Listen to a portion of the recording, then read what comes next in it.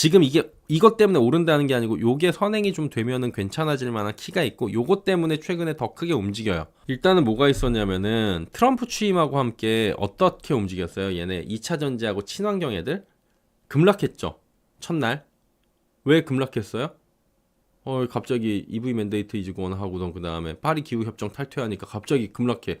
하나솔루션도 그렇고 풍력도 그렇고 그 다음에 뭐 OCI도 그렇고 2차 전지애들 죄다 급락하고 그리고 그 다음날 수요일날은 절반을 되돌렸어요. 목요일날은 또 하락을 합니다. 낙폭은 제한적이었지만 일부 반등이 나왔지만 그래도 하락을 했어요.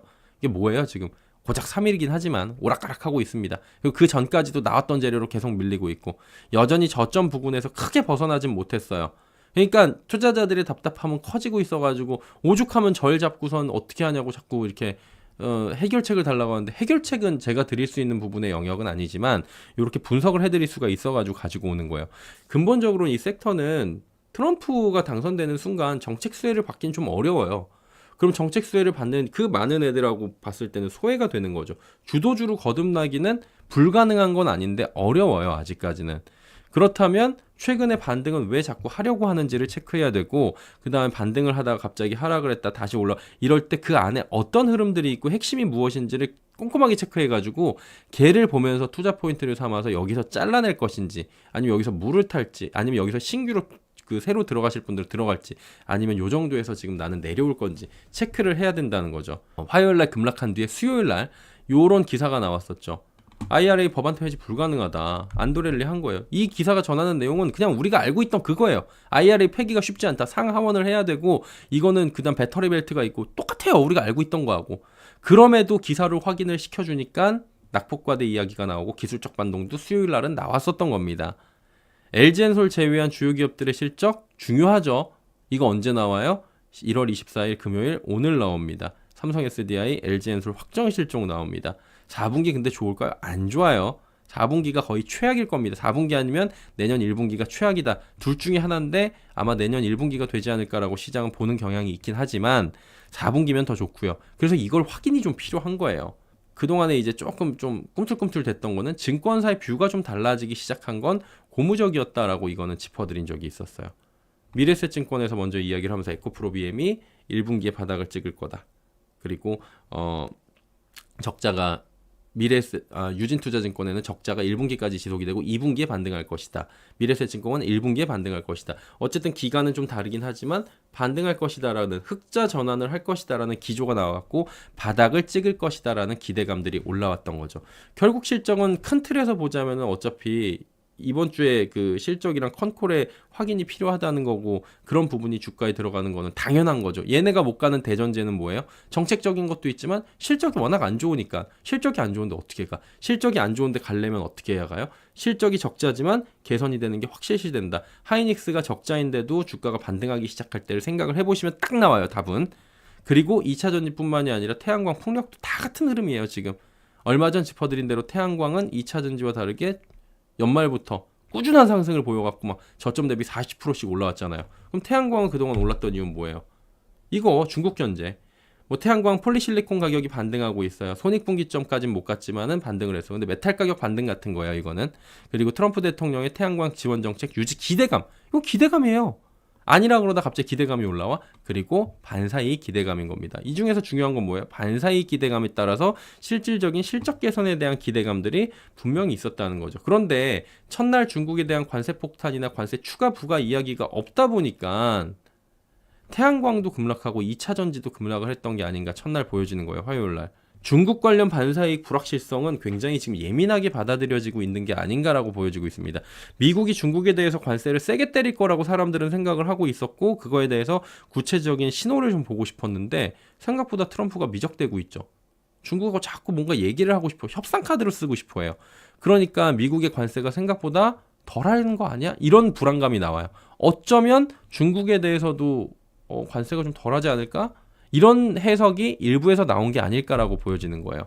태양광 패널 재료 뭐 이런 식으로 나오잖아요. 악재로 그 당시에는 이제 일시적 악재로 작용을 했고 어제 같은 경우에도 별로 이제 관세 얘기가 진전이 안 되니까 악재로 나오고 수요일 같은 경우에는 관세 부과를 그냥 2월 1일 얘기가 딱 나오니까 확정적인 단서로 어느 정도가 나오니까 올라가고 그래갖고 이 중국 관련 얘기 관세 하나가 나올 때마다 이 중국 관련 반사이익 수혜주로 꼽히는 애들이 바로바로 이렇게 움직이고 있는 것 같아요. 10% 관세 얘기가 나왔었잖아요. 수요일 날. 그러다 보니까 이런 확정적인 단서가 나오면 갑자기 반등이 좀 나오는데 앞으로 더 지켜보다 제한적인 반등이 나오는 거고요. 어디가 2차 전지하고 친환경 얘네들이 다 비슷하게 지금 정책적으로 지금 악재가 떴고 수혜를 기다리고 있는 거니까요. 결국에는 뭐냐면은 트럼프의 입만 주목하고 있는 거예요. 전 세계 증시가. 그리고 트럼프가 이런저런 막 투자 계획들 쏟아낼 때 새로운 소식들이 나오고 있지만 관세 얘기들 생각보다 세게 때리지 않고 있는 관세 얘기는 2월 1일 날 중국에 대한 10% 정도 하지 않을까라고 한 정도가 생각보다 지금까지 드러난 것이 그렇게 많지 않은 정도가 목요일 날 어제 증시에서는 반등 하루 만에 다시금 매도 물량이 나오게 하는 그런 부분이 된 거고 어제까지도 지금 관세 얘기가 별로 안 나오다 보니까 시장에서는 조금 실망을 계속하고 있는 게 아닌가 매도 물량이 나오는 게 아닌가라고 지금 추측을 해볼 수가 있다는 거죠. 은근히 얘네가 관세하고 굉장히 강하게 움직이고 있어요. 왜냐하면 관세에 대한 반사이익을 엄청 기대를 하고 있었는데 그게 이제 실질적으로 별로 이렇게 드러나는 게 아직까지는 없으니까. 근데 지금 나온 지 트럼프 대통령 취임한 지 일주일도 안 됐는데 고작 3, 4일 됐는데 이 정도로 지금 예민하게 움직이고 있다라는 거죠. 정리하자면 뭐라면은 산업계나 증권가에서는 IRA 폐지는 어려울 것이라는 논리가 계속 있어요. 근데 이제 얼마나 이게 더 예상한 만큼 트럼프 대통령이 거기에 맞춰줄 거냐라는 부분을 좀 확인할 필요가 있고요. 특히나 소비자 세액 공제는 7,500불을 아예 없앨 거냐, 아니면 폐지할 거냐, 아니면 감소시킬 거냐, AMPC는 존속시킨다 그러는데 존속이 확정이 되느냐, 그런 부분들이 이제 상수로 작용을 하는 겁니다. 이거는 그냥 가지고 있는 상수예요. 그리고 실적이나 실적 회복 시기에 대한 확인 역시 상수로 작용하는 거예요. 그 참고로 어제 말씀드렸지만 전기차 의무화 폐지 행정명령이 내려졌는데 7조에는 IRA하고 그 인프라 일자리법 있거든요. 요거에 따라 책정된 자금의 지출을 즉각 중단하라는 지시가 포함되어 있었는데 모두 다 이거를 그러면은 이제 자금 중단을 하는 게 일반적 해석이었어요. 그래갖고 좀 예민하게 반응한 건데 공문에서는 뭐냐면은 해당 지시가 두 법에 따른 모든 자금 지출을 중단하라는 것이 아니다. 트럼프 대통령의 에너지 정책과 어긋나는 그린 뉴딜 관련 지출만 중단하라. 그러니까 생각보다 범위가 굉장히 축소가 됐다라는 거죠. 예산관리국과 협의한 데 기관장들은 필요하다 판단하는 자금을 지출할 수 있다고 하고 있어가지고 한마디로 행정명령의 범위 있잖아요. 이거는 그린 뉴딜 관련 지출만 중단하는 것으로 해석됐고요. 중단 범위도 상당히 좁아졌다. 이 부분은 이제 시장에서 조금 부각될 수 있는 요소가 될 수 있을 것 같기도 해요. 근데 이걸로 너무 이렇게 설레발칠 필요는 없을 것 같고요. 그러면은 자 정리하겠습니다. 첫 번째 핵심 변수는 뭐예요? 미국의 중국 때리기의 신속성이랑 강도예요. 그래서 이로 인해서 우리 지금 2차 전지나 태양광 요쪽이 이제 친환경이라고 하죠. 요쪽에서 반사이익 기대가 좀 현실화가 어느 정도 수치로 잡히는지를 좀 확인을 하는 게 첫 번째 변수가 될 수 있습니다. 그래갖고 중국을 세게 때린다라는 얘기가 나오면 얘네들은 아마도 꿈틀꿈틀대는 모습들이 나오지 않을까라고 지금까지의 흐름을 봤을 땐 추론을 할 수 있는 거죠. 트럼프 임기 시작하자마자 강하게 할 것 같은데 안 하고 있잖아요. 대중국 매파들이 전면에 국무위원으로 지금 자리 잡고 있습니다. 트럼프 행정부의 움직임은 언제든지 이제 강화가 될 수 있고요. 오늘 새벽만 해도 다보스 포럼에서 차별적인 관세 얘기를 하면서 관세 얘기를 다시 꺼냈거든요. 그리고 중국이랑은 어느 정도 협상을 하려고 하는 모습도 있을 텐데 중국 대륙에 대한 움직임은 꾸준히 이제 나올 수가 있을 것 같고요. 그건 확인을 할 필요가 있을 것 같습니다.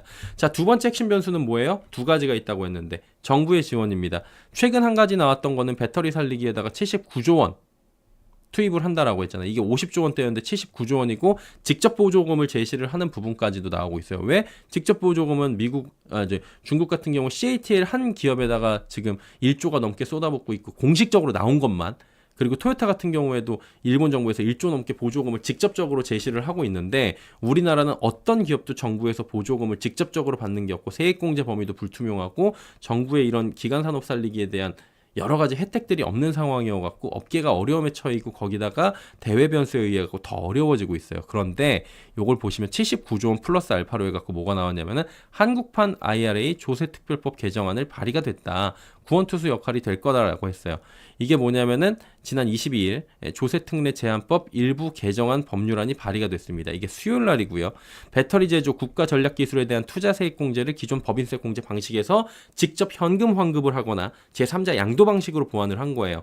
국가 전략 기술 지정 시점 이후부터 소급 적용되니까 국내 배터리 기업의 경우에는 이번 개정안이 소급 적용이 되면 적게는 수십억 원에서 많게는 큰 기업들은 수천억 원까지 공제금을 어떻게 돼요? 직접 현금으로 환급받아요. 이게 좀 달라졌다는 게, 그러니까 이게 보조금을 주는 것들이 이제 79조 원 안에도 보조금 직접 지급이 있고, 한국판 IRA 조특법 개정안 발의도 이것도 마찬가지로 소급 적용이 되면은 많게는 수천억 원까지 직접적으로 나오니까 단비 같은 소식이 될 수 있는 거죠. 조금 전에 말씀드렸다시피 직접 보조금 뭐 여러 가지 방식으로 해가지고 중국이나 일본은 한 개 기업에 막 수조 원씩 들어가요. 국내는 아무것도 없습니다. 79조 원을 통해 갖고 직접 지원하고 세액 공제를 하고, 여기다가 플러스 알파로 요 조특법 개정안을 발의를 해가지고 이게 이제 통과가 돼버리면은 공제액들이 직접적인 환급이 이루어지는 거예요. 전략적 지원을 통해서 어려운 시기에 이렇게 되면은 재무 건전성이 좀 제고가 되죠.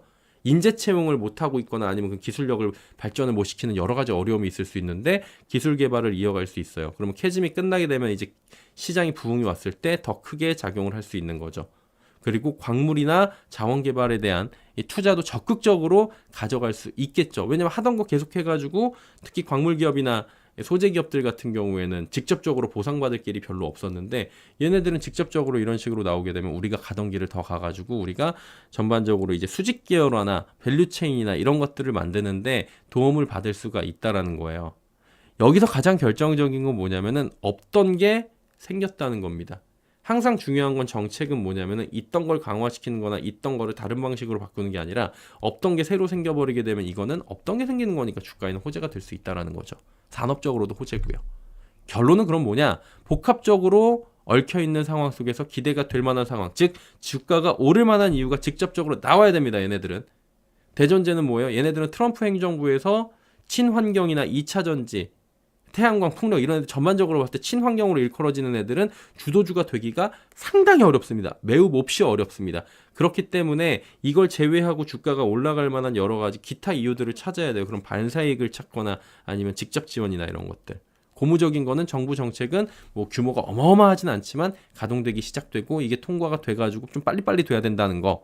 없던 것이 새롭게 생기는 거니까 긍정적인 측면을 볼 수 있고, 그리고 본격적인 중국 대리기가 시작되는지 여부를 확인을 해야 된다. 이로 인해서 반사이익 기대감, 그래가지고 강한 수급의 유입이 좀 들어오는 게 필요하고요.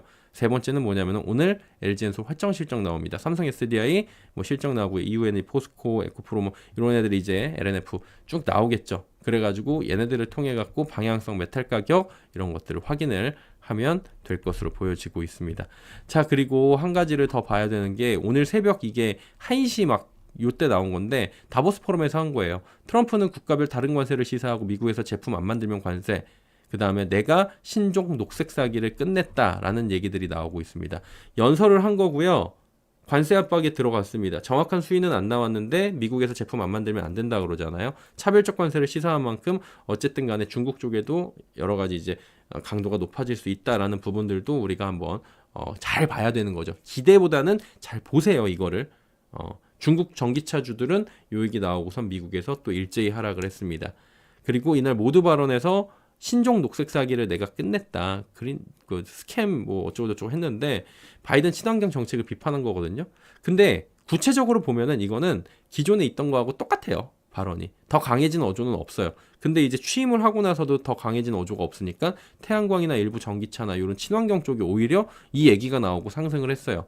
우선적으로 봤을 때는 강도를 높이지 않고 있는 것에 대해서는 시장이 안도를 하고 있는데, 항상 말씀드리지만 상대는 트럼프입니다. 이게 거기서 끝나는 사람이 아니에요. 단계는 높일 거예요. 그렇기 때문에 그냥 이거에 대해서는 너무 이렇게 좋게 생각할 필요도 없고요. 기존 IRA가 어떻게 되는지, 그리고 의회를 어떻게 움직이게 하려고 할지 이런 것들에 대해서 좀 파악을 구체적으로 계속 하는 게 중요할 것 같다라고 보시면 될 것 같습니다.